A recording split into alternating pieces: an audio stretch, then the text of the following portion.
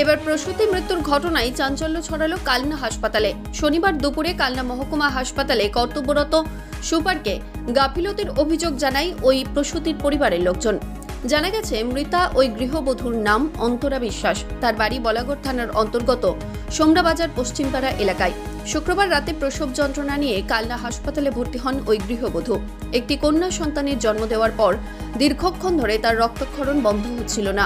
সেখানে কর্তব্যরত চিকিৎসক এবং নার্সদের বারবার জানিয়েও কোনো লাভ হয়নি, এমনটাই জানিয়েছেন ওই মৃতার পরিবারের পরিজনরা।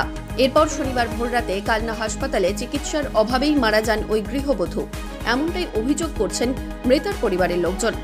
এরপর কালনা হাসপাতালে উত্তেজনা ছড়িয়ে পড়ে। শনিবার মৃতের পরিবার পরিজনরা কালনা হাসপাতালের সুপারের কাছে লিখিতভাবে অভিযোগ জানান এই ঘটনায়। আচ্ছা, মানে হচ্ছে কি কারণে মারা গেলেন উনি? থানায় অভিযোগ জানিয়েছেন সুপারের কাছে? হ্যাঁ, জানিয়েছি। আচ্ছা, কখন ভর্তি করেছিলেন? কতবার? আমরা ওই 8টা নাগাদ ভর্তি করেছি। আচ্ছা, তারপর মারা গেলেন কখন? 1টা নাগাদ ডেলিভারি হয়েছে, 4টে নাগাদ মারা গেছে। মানে ডাক্তারের কিরকম গাফলতি কি বুঝছেন? ওই 1টা নাগাদ বাচ্চা হয়েছে, 1টা থেকে ব্লিডিং ভেঙেছে, 4টে অবধি ডাক্তাররা আসেনি। দেখে মানে হচ্ছে কি বলা হয়েছিল? হ্যাঁ, বলা হয়েছে, কিন্তু কোনো রকমই না। আমাদের চেষ্টা আমরা করছি। বাচ্চাটা কেমন আছে এখন? বাচ্চাটা ভালো নেই। মায়ের ব্লিডিং হয়েছে এবং 4টে পর্যন্ত ব্লিডিং হয়েছে, কিন্তু ডাক্তারবাবু বা হসপিটাল কর্তৃপক্ষ কোনো ব্যবস্থা নেয়নি। অবশেষে বাচ্চাটা মা মারা যায়। আপনাদের কি অভিযোগ? আমাদের অভিযোগ বলতে দেখুন, অভিযোগে আজকে সরকারি হসপিটালে মানুষ পরিষেবা নিতে আসছে কি বাঁচার জন্য। যাদের কাছে 2 পয়সা নেই, যারা নার্সিংহোমে যেতে পারছে না, তারা কি এই হসপিটালে এসে চিকিৎসাটা যাতে ভালো পায়, যাতে সুস্থ হয়ে রুগী বাড়ি যায়। বা যে মা 9 মাস তার সন্তানকে পেটের মধ্যে দিয়ে লালন পালন করলো, সে মা চাইলো কি যে আমি আমার সন্তানের মুখে হাসিটা দেখবো। সে সন্তানকে তো দেখা তো দূরের কথা, তাকেই আমরা কেউ আর দেখতে পেলাম না। তা আগামী দিনে যেন এই হসপিটালে এই ব্যবস্থা এরকম যেন ঘটনা না ঘটে এবং চিকিৎসা ব্যবস্থা যাতে আরো উন্নতি হয়, হসপিটাল কর্তৃপক্ষকে আমরা জানিয়েছি। সমস্ত কিছু অভিযোগ সুপারকে করেছি এবং রাজ্যের মুখ্যমন্ত্রীর কাছেও আবেদন জানাচ্ছি, আপনি একটু হসপিটালগুলোর দিক দিয়ে একটু নজর দিন, যাতে এইভাবে প্রসূতি মৃত্যু আর না ঘটে। কোন ডাক্তারের বলছেন 14তম এই হসপিটালে 14তম প্রসূতি মৃত্যু। 1 মাসে নাকি 6খানা মারা গেছে। আজকে একটা মা অবস্থা এত সংকটজনক, ভেন্টিলেশন আজকে গেছে।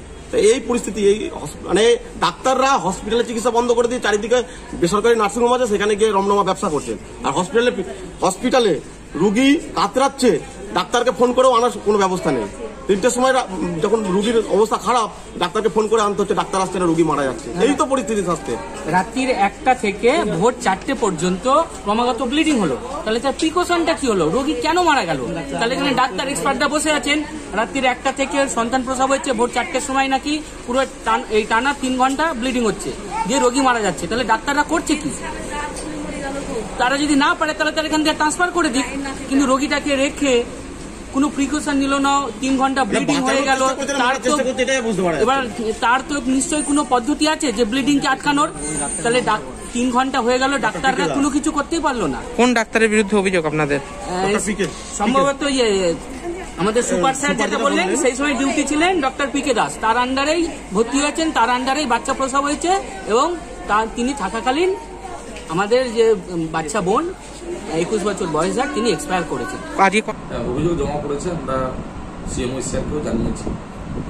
উনি বলেছেন মঙ্গলবার দিন একটা এনকোয়ারি টিম আসবে, এনকোয়ারি করবে যথাযথ কোনো গাফিলতি আছে কিনা, প্রমাণ হলে তার শাস্তি। কোন ডাক্তার সেই সময় ছিল, ডিউটিতে ছিলেন? ডক্টর পিকে দাস। আচ্ছা, উনি কি ডাক্তারের নামেই নাম করে অভিযোগ করেছে? আচ্ছা, এই হসপিটালে ওদের দাবি যে হসপিটালে প্রায়শই রোগী মারা যাচ্ছে এইভাবে চিকিৎসার গাফলতিতে, সেটাও আপনাকে জানিয়েছে তারা? ওরা জানিয়েছে ওদের বক্তব্য, কিন্তু অ্যাকচুয়ালি মা মারা গেছে এই মাসে আমাদের 3টে টোটাল এই পর্যন্ত, আর সারা বছরে 13টা। কিছু কিছু ক্ষেত্রে গাফিলতির অভিযোগ উঠেছে, আমরা তার প্রপার এনকোয়ারি করেছি এবং যে কটা মা মারা গেছে প্রত্যেকটার আমরা ডেথ রিভিউ হয়, রিভিউ করে কোথাও কোনো ঘাটতি বা গাফিলতি থাকলে তার আমরা যথাযথ অ্যাকশন টেকেন করব। এক্ষেত্রেও সেটা করা অবশ্যই করা। মৃত্যুঞ্জয় যশের রিপোর্ট, সংবাদ আজকে নিউজ।